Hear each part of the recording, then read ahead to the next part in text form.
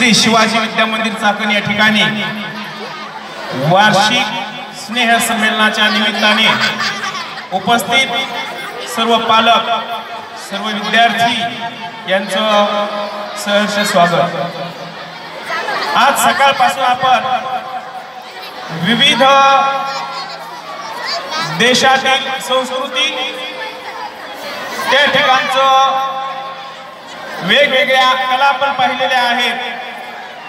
मला तर असं वाटतं आपण किती जरी फिरून आलो तरी महाराष्ट्राची लोककला पाहिल्याशिवाय कार्यक्रम झाल्यासारखं वाटणार नाही। म्हणून इयत्ता 7वीचे विद्यार्थी या ठिकाणी लोककला घेऊन येत आहेत। त्या सर्वांसाठी एकदा जोरदार टाळ्या झाल्या पाहिजे।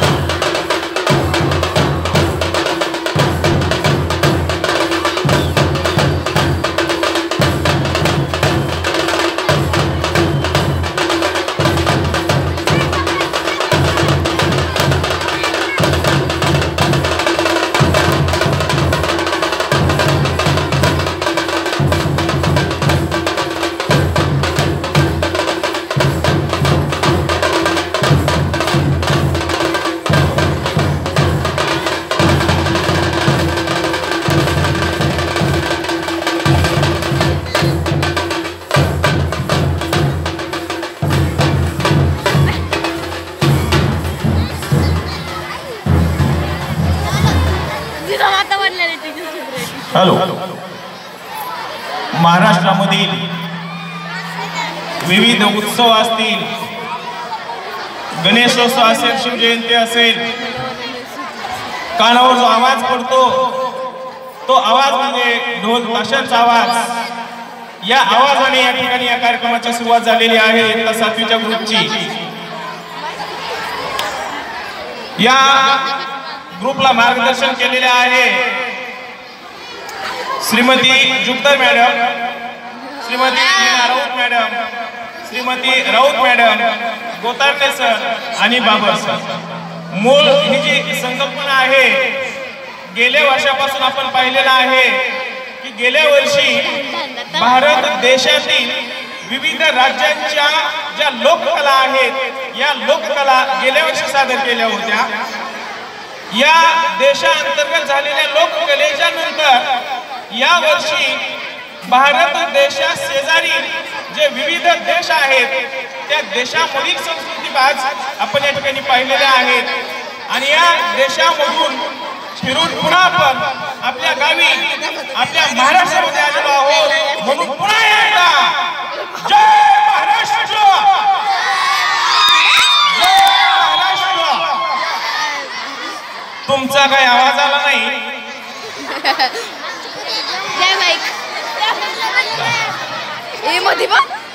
या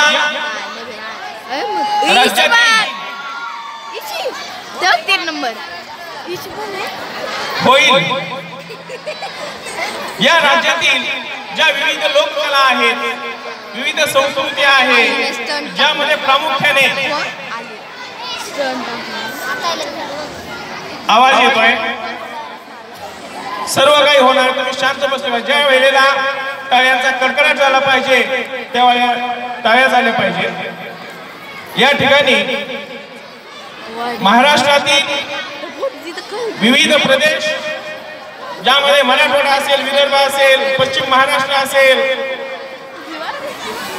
या प्रत्येक भागातील विविध ज्या कला आहेत त्या कला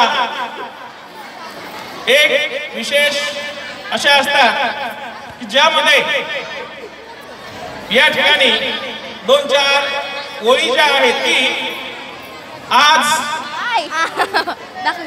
मोबाईल असेल किंवा या माहिती प्रसारणामुळे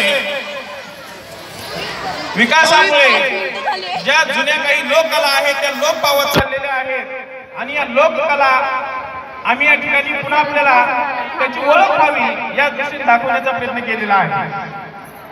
मराठवाड्यामधील एक गीत या ठिकाणी मी सांगतोय किंवा दाखवतोय। नळावरचं जे भांडण असतं पुरुष प्रधान संस्कृती असलेल्या या ग्रामीण भागामध्ये आता पाण्याचे विविध स्रोत आलेले आहेत, पण पूर्वीच्या जे सार्वजनिक नळ असायचे आणि त्या नळावर सकाळी महिला भगिनी पाणी भरायला जायच्या आणि जेव्हा त्या पाणी भरायला जायच्या तेव्हा त्यांच्यामध्ये झालेला एक वाद जो आहे तो भांडण जे आहे ते कशा पद्धतीने आहे तर तुम्ही मी सांगितल्या वेळेला फक्त नळाच्या पाण्यासाठी हा तुमचा आवाज आला पाहिजे। आहात तयार? वरच्या आळीची गसती खालच्या आळीची दिगती वरच्या आळीची दिसती खालच्या आळीची दिगती। यामध्ये अनेक महिला भगिनींची नाव आहेत। जर त्या नावासारखं नाव कोणाचं आलं तर तो निव्वळ योगायोग समजावा, ते तुमच्यासाठी नाही, ते दुसरीकडचं गाणं आहे। वरच्या आळीची गसती खालच्या आळीची दिगती दोघी आपसात भांडत होत्या ग माय नळाच्या पाण्यासाठी दोघी आपसात भांडत होत्या ग माय नळाच्या पाण्यासाठी। धावत आली कमली नळावर चाललेल्या भांडणाचा आवाज ऐकून धावत आली कमली पळ पळ म्हणती मली पळ पळ म्हणती मली आली कशीच चिखलात कोंबली ग माय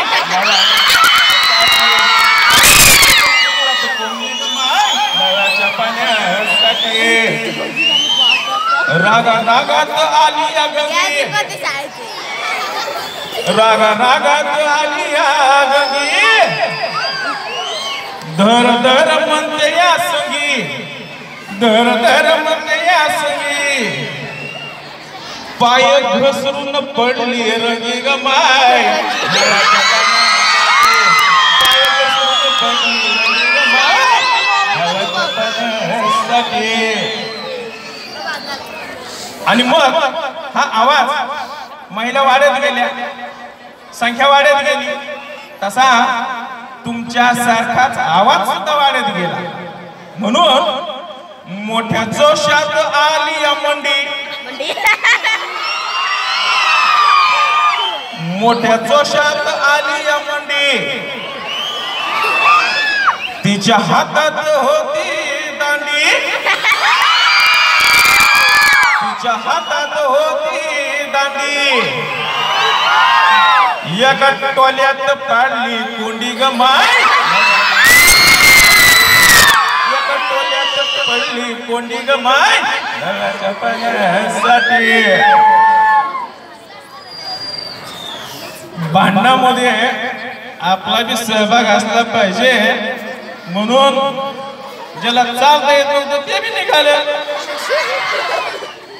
लंगडत आली या पारी लंगडत आली या पारी झिपडी ओढून लागली हिरी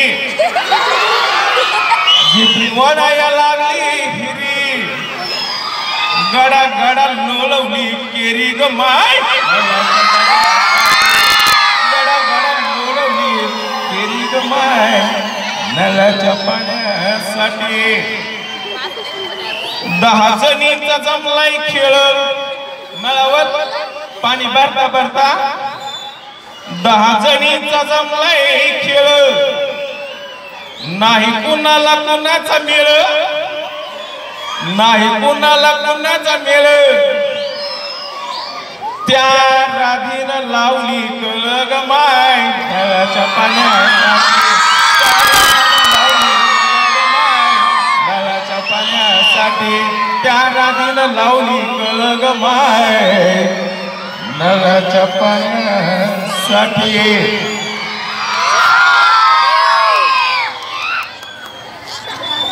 मज्जा आली ना मी जिथं जिथं गाणे म्हणायची संधी मिळेल ना मी असंच खोटं सांगतो काय हे गाणे तिकडचं होतं का इकडचं होतं कोणाला माहिती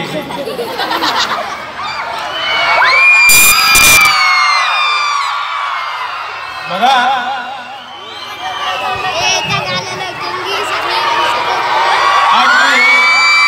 तुमच्या आवाजामुळं पक्षांनी या ठिकाणी आणून घेण्याचा प्रयत्न केलेला आहे बसून का जहां चांद होता है वहां पर चांदनी भी होती है रोशनी के लिए जहां चांद होता है रोशनी के लिए और जहां प्रोग्राम होता है वहां